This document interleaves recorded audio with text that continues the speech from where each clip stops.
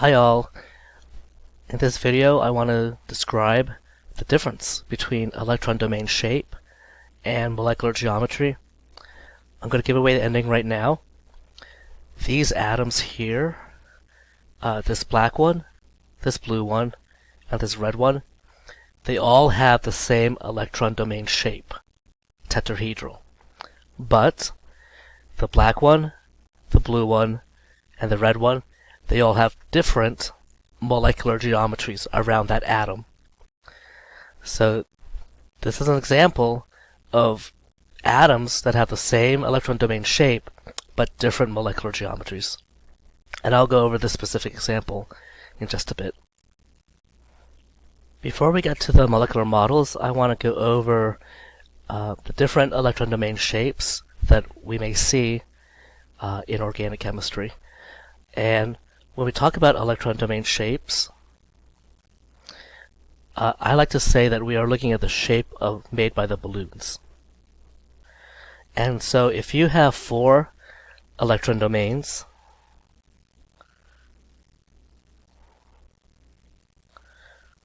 when you hold 4 balloons together, they form not a cross, but a shape called tetrahedral. And we're going to abbreviate electron domain shape as EDS. And that equals tetrahedral. The other thing is that the bond angle is determined by not the molecular geometry, but by the EDS. And the bond angle associated with a tetrahedral atom is 109.5 degrees. Let's still focus on this tetrahedral arrangement of balloons or electron domains. And let's draw, in organic chemistry, we can show atoms coming towards us or away from us using wedges and dashes. So this balloon here, let's say it's connected to a hydrogen, that's coming towards us, so we're going to use wedge. This balloon in the back, you indicate that in organic chemistry with a dash. There's a balloon going straight up and a balloon going to the right. And what I mean by the bond angle is that any bond angle in this molecule will be 109.5 degrees. This molecule is called methane. The other thing is the number of balloons, the number of electron domains, determines the hybridization. Hopefully you've gone over hybridization in class already. The hybridization of that carbon, with it having 4 balloons, is sp3 hybridized. And any atom, for the most part in organic chemistry with 4 balloons, will be sp3 hybridized. Next, we have 3 electron domains, and we'll just call these balloons, okay, or 3 EDs, or electron domains, and the EDS, the electron domain shape, equals trigonal planar. And the way to illustrate this possibly is, let's see, you have a carbon, and let's say, okay, so let's say that this balloon is going straight to the left. I'm going to represent that with actually a double bond to oxygen. Okay? And there's a balloon coming towards us and a balloon going away from us. Okay? And so this carbon is definitely sp2 hybridized. 3 balloons represents sp2. And again, the bond angle is coming from the EDS. You realize I have not yet talked anything about the molecular geometry.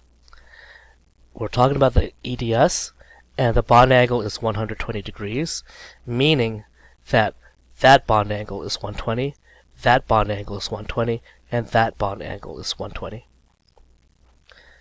Okay, now you might have caught it. When I talked about the balloons for this methane molecule, I looked at the single bonds. When I talk about the electron domain shape, or the electron domains for this molecule, we said 3 balloons. And what that means is that this double bond counts as 1 electron domain.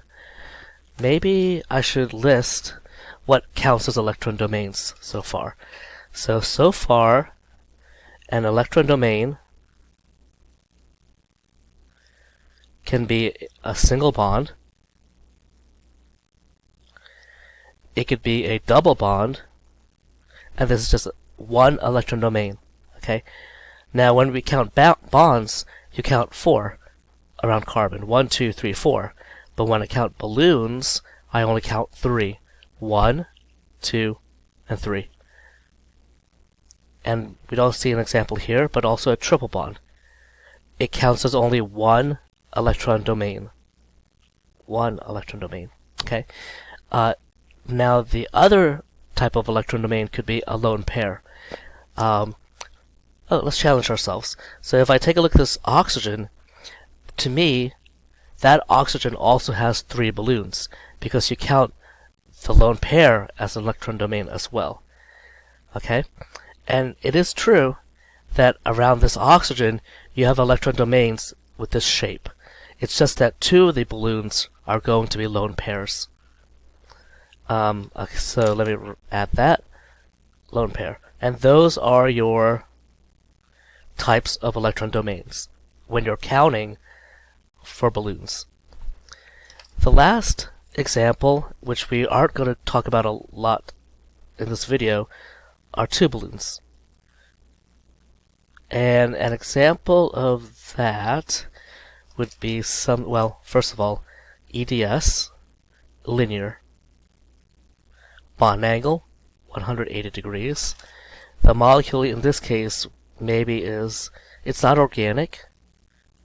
Oh, let's draw an organic molecule. I was going to draw carbon dioxide, but why don't we draw something organic like this? See, around that carbon, there's only 2 balloons. That's sp hybridized. So we went from sp3, sp2, sp. This nitrogen also is sp hybridized as well. See, 2 balloons, a triple bond and a lone pair. See, those count as 1 balloon each. Next, I want to go over this example where I have 3 molecules where the central atom, or one of the central atoms, is sp3, meaning that around that atom, the electron domain shape is tetrahedral. But now we're going to talk about molecular geometry. Molecular geometry looks at the atoms. So if you have a lone pair representing one of the balloons, you don't look at that lone pair when figuring out the geometry made by the atoms rather than the geometry made by the electron domains. That's a little bit abstract, I know. Let me show you how we're going to draw this. Those 3 molecular models were these 3 molecules, and the key to getting the right EDS and molecular geometry is to know where the electron domains are. We need to draw the Lewis structures and include the lone pairs. Okay, let me do that for you right now. You could do the same thing. You could pause the video, draw the Lewis structures for all of these, and include the lone pairs, because those are considered balloons. Those are electron domains that we need to keep track of. Okay, those are the Lewis structures, and I'll bring back my models. Here we have, this is called ethane, the one on the left. Okay, we're focused on actually the carbon, nitrogen, oxygen that's on the right-hand side, this atom here. Take a look at my models for this methylamine, the one with the nitrogen, to see how I represent the lone pair with a little bubble here. Okay, because I still want to see that as basically a balloon, right? To see how that is a balloon there. And then look at oxygen. Oxygen has 2 lone pairs, and I can hold it maybe like that. Okay?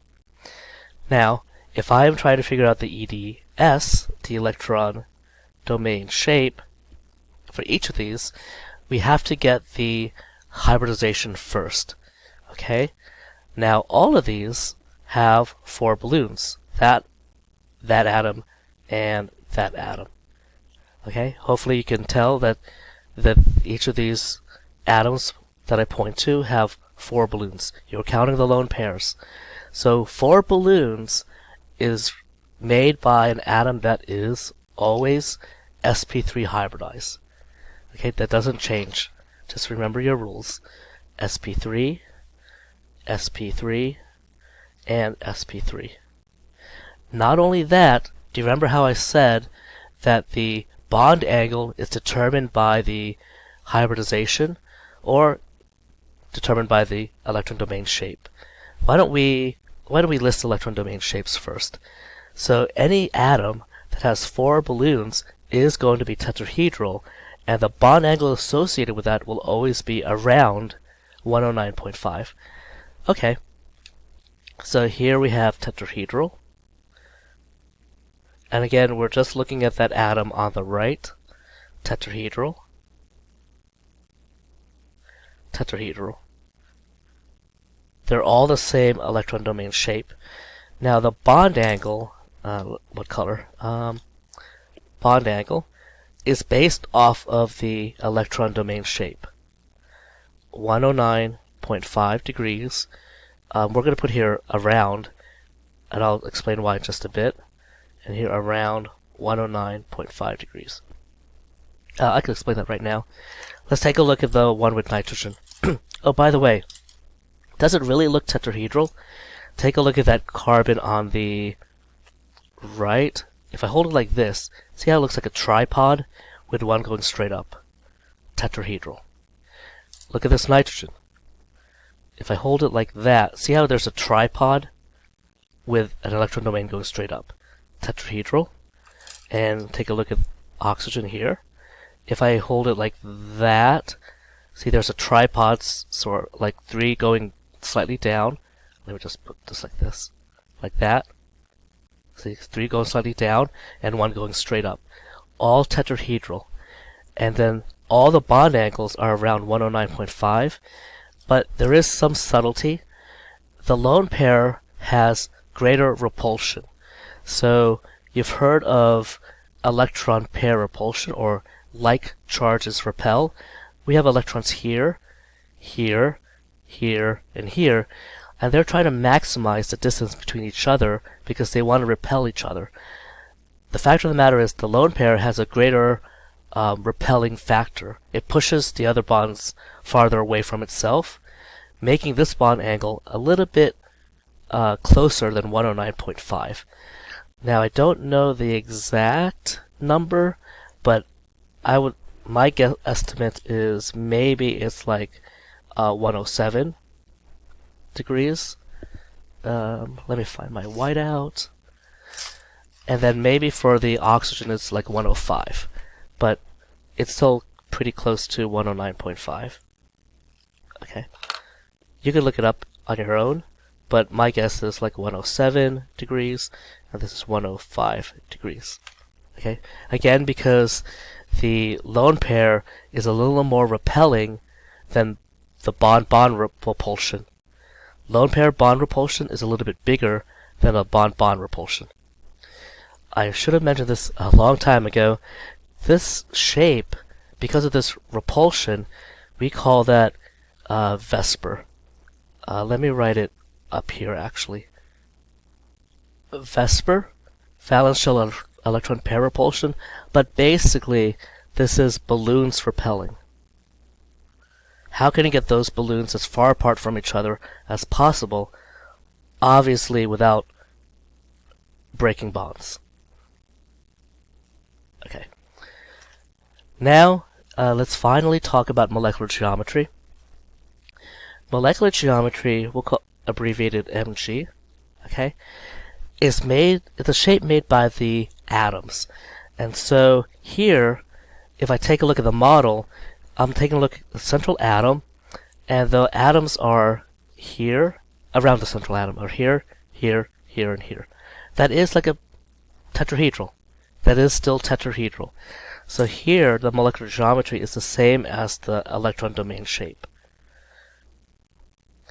The key for this is that they will be the same if there are no lone pairs on the central atom. No lone pairs. But for nitrogen, it's a different story. Here is your model. The balloons are making tetrahedral, but the molecular geometry is based off of the atoms. So to visualize, let's get rid of this lone pair. Okay, don't change the shape. And we have that. So what shape is that? It looks like a pyramid with a triangular base. That shape is called trigonal pyramidal.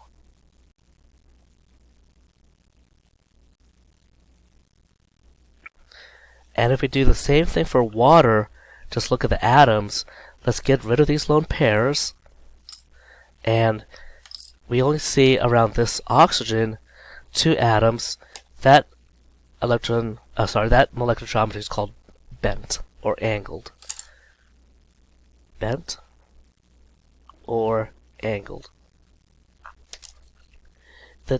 Really the take-home lesson here, and what sometimes students forget, is that these molecular geometries are different. It doesn't change the bond angles. It does not change the bond angles. So you could have a central atom that's trigonal pyramidal that has the same bond angle as the central atom that's tetrahedral. For the last couple of minutes, let us practice. Again, the only example we've seen with these molecules for EDS is tetrahedral. Why don't we find some electron domain shapes that are different? And what's the key for that? Find atoms that have not 4 balloons. Where are our 3 balloons or our 2 balloons? So let's take a look at this. We'll go from left to right. So this oxygen, I drew out the lone pair for you, but if I didn't and just had the plus charge, you should know that oxygen has only 1 lone pair because we need to complete the octet rule. Okay? But let's not worry about octet. Let's worry about the shape. So around this atom here, okay, that oxygen is sp2. So automatically, your bond angle is going to be 120 degrees. Your EDS is trigonal planar. But that is the shape made by the balloons. But if you want the molecular geometry, it's a little bit tricky. We don't look at that lone pair. See, it's just an atom, central atom with 2 atoms. It's just bent.